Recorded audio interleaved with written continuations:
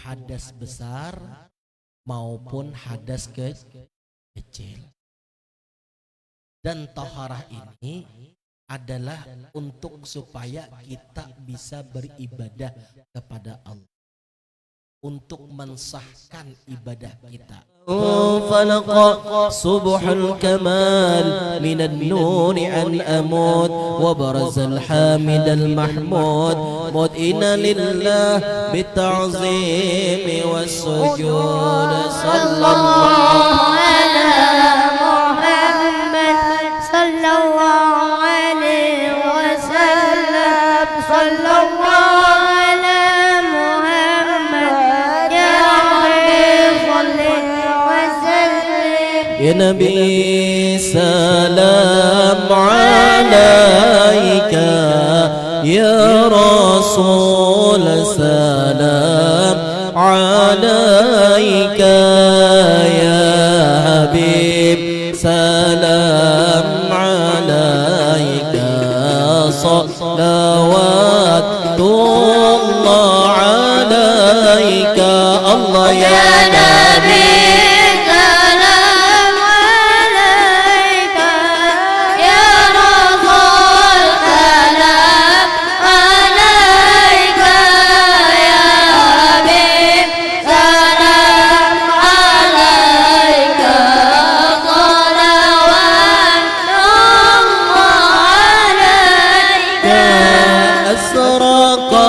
الكون ابتهاجا بوجود المصطفى حمد ولأهل الكون أنس وسرور قد تجدد الله يا نبي سلام عليك يا رسول سلام عليك يا حبيب سلام عليك صلوات الله عليك فاضطربوا يا حلال مساني فهدر اليمن غرات واستضيئوا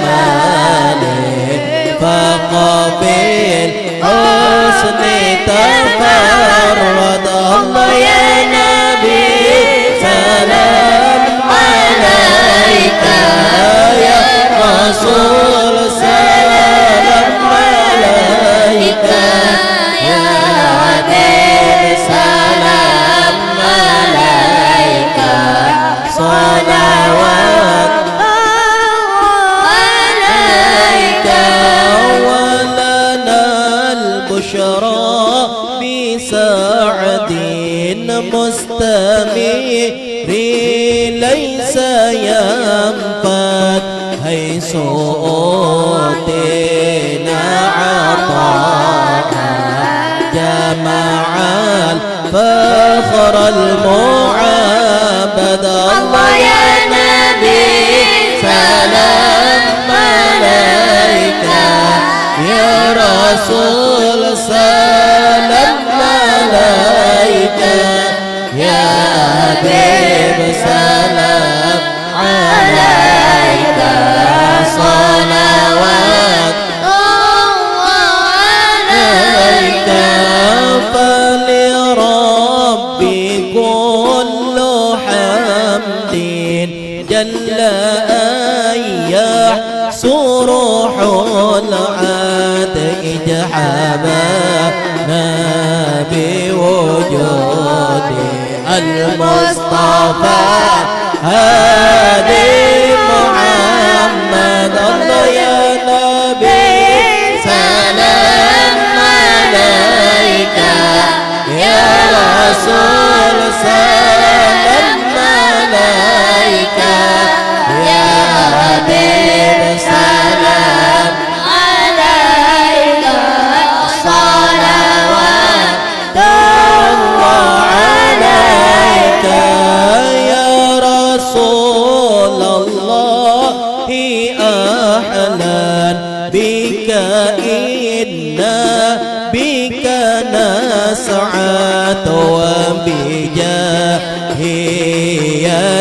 إلهي جد وبالغ كل ما قصد الله يا نبي سلام عليك يا رسول سلام عليك يا حبيب سلام عليك صلوات عليك ربي بلغنا بجاهي في جواري خير مقعد وحدينا نجا سبيلي كي به نسعد ونور ساد صلى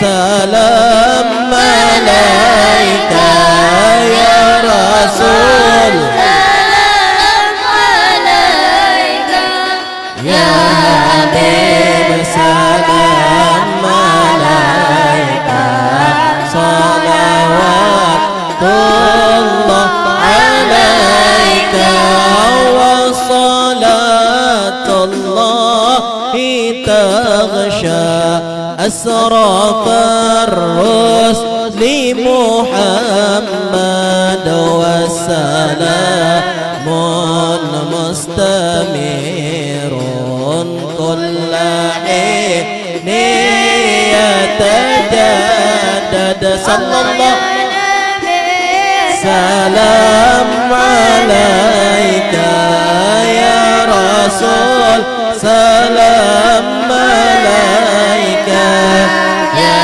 حبيب سلام عليك صلوات الله عليك صلى الله على محمد صلى الله عليه وسلم صلى الله على محمد يا ربي صل وسلم صلى الله على محمد صلى الله عليه وسلم صلى الله على محمد يا ربي صل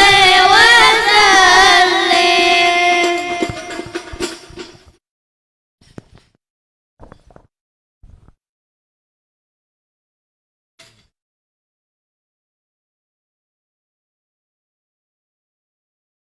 بسم الله الرحمن الرحيم استغفر الله العظيم استغفر الله العظيم الذي لا إله إلا هو الحي القيوم وأتوب إليه نويت تعلم والتعليم وتذكر وتذكيرا والنفع والانتفاع والإفادة والاستفادة والحث على التمسك بكتاب الله وسنته ورسوله والدعاء إلى الهدى والدال على خير ابتغاء وجه الله ومرضة وقربه وثوابه اللهم صل على سيدنا محمد صلاة تغفر بها الجنوب وتصلح بها القلوب وتنطلق بها العصب وتنيل بها صعب وعلى آله والصحبه ومن إليه منسوب.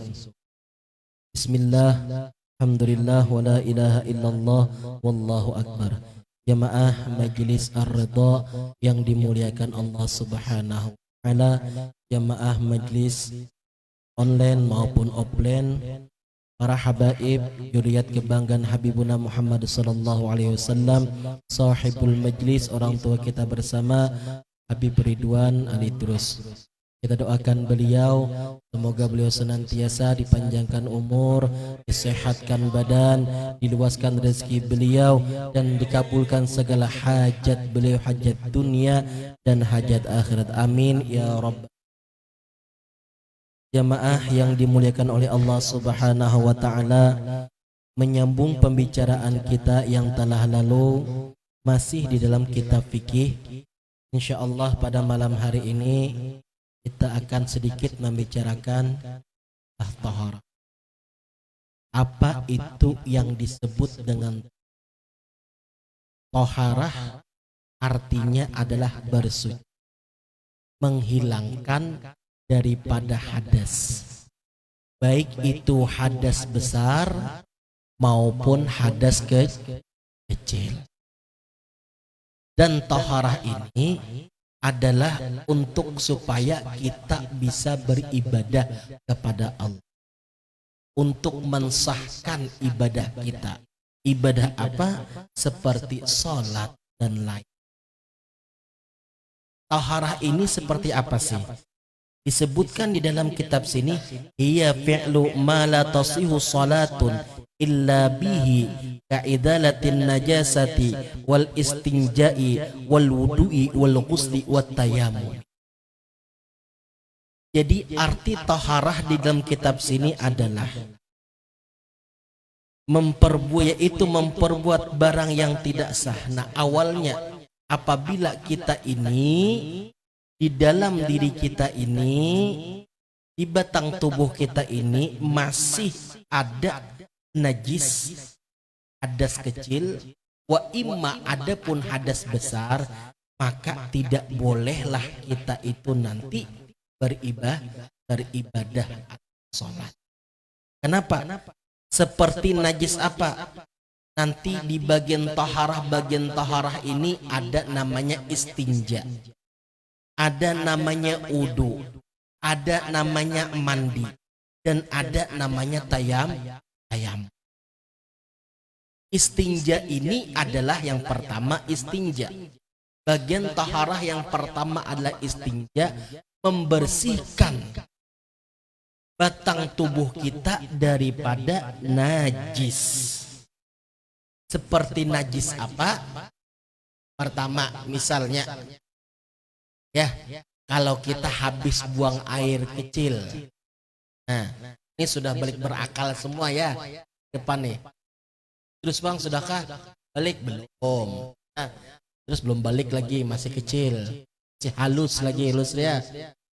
Nah, yang teman-teman lain sudah balik berakal, jadi harus tahu apa itu najis.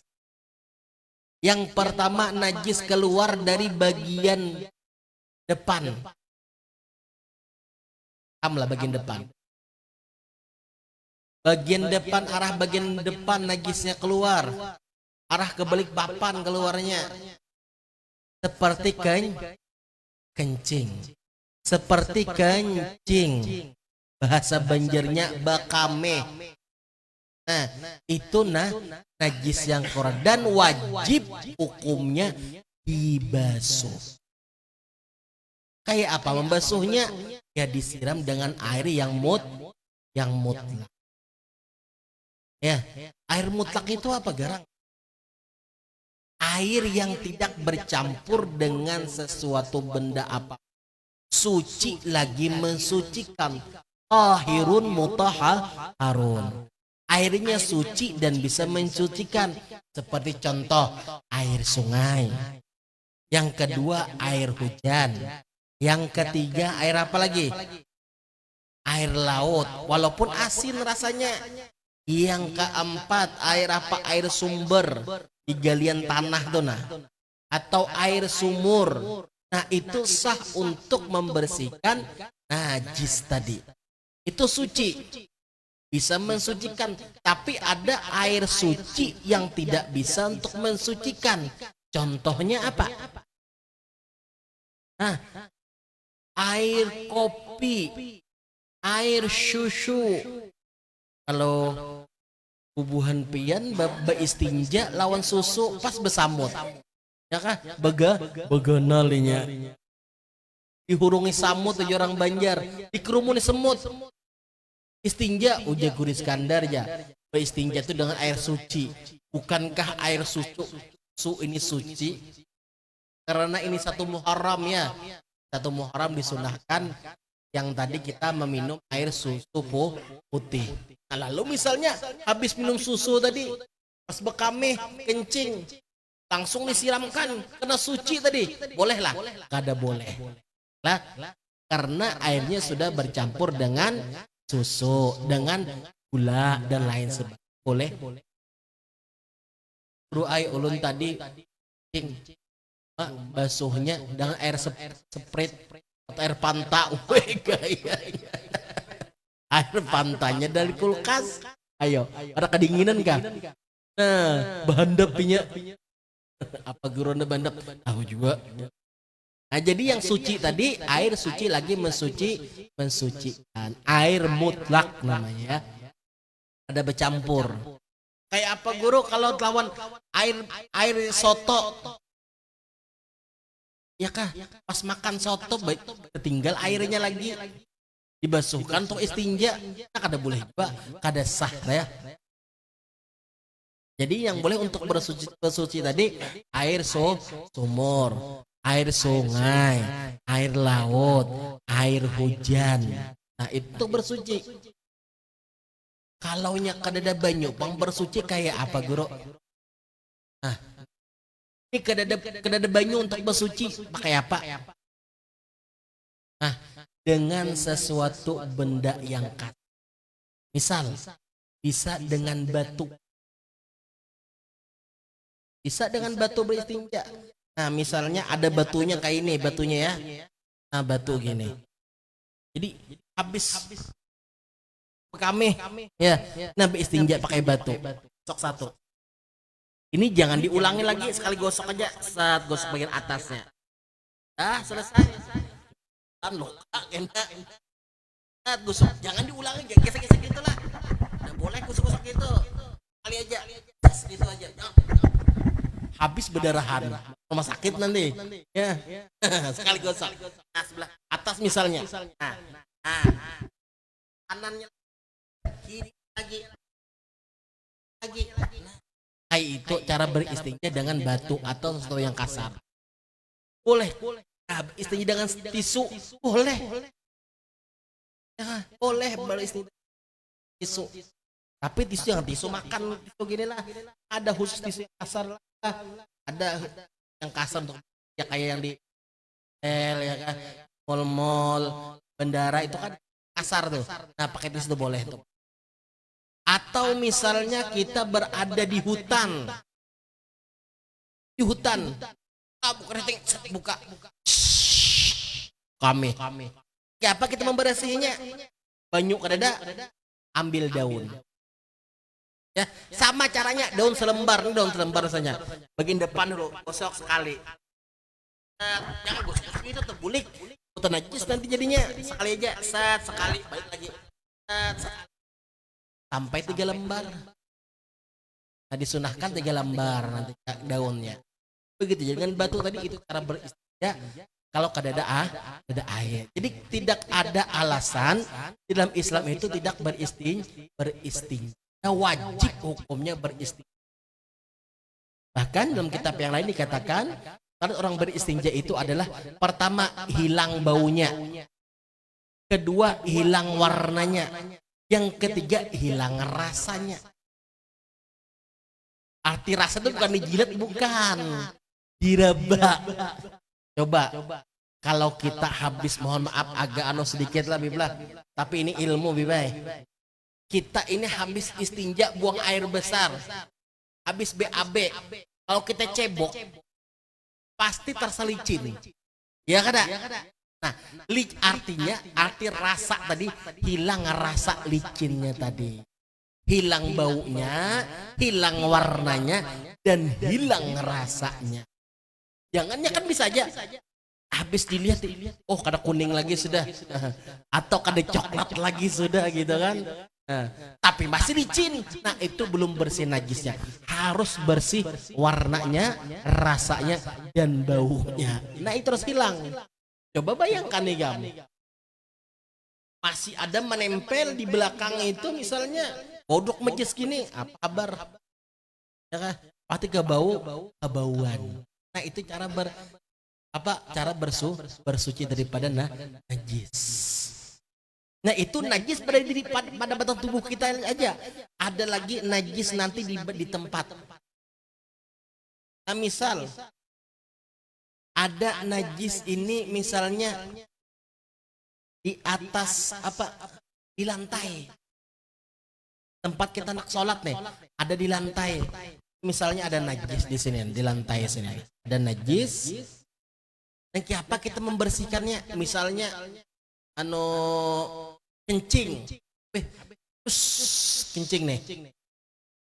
Kata tahanan lagi atau ngompol kah malam tadi mimpi?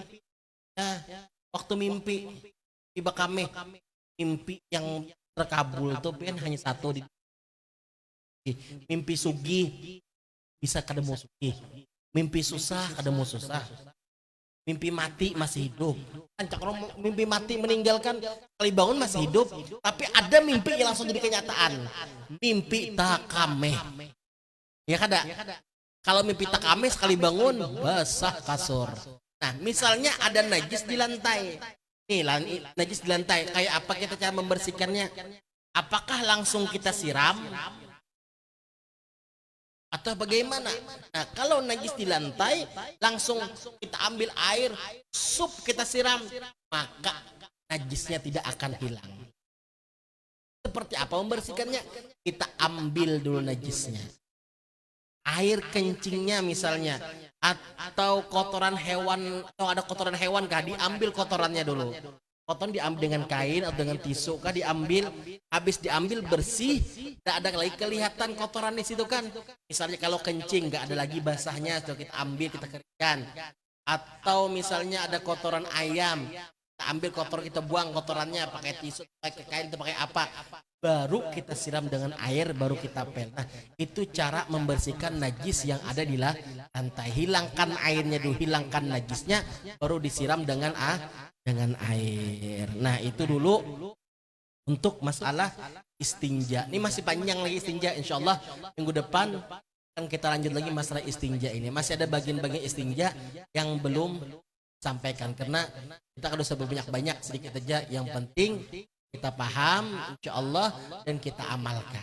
Nah, jadi malam hari ini kesimpulan adalah istinja. Syarat sah salat adalah bersih daripada najis besar dan najis kecil. Nanti akan dijelaskan selanjutnya.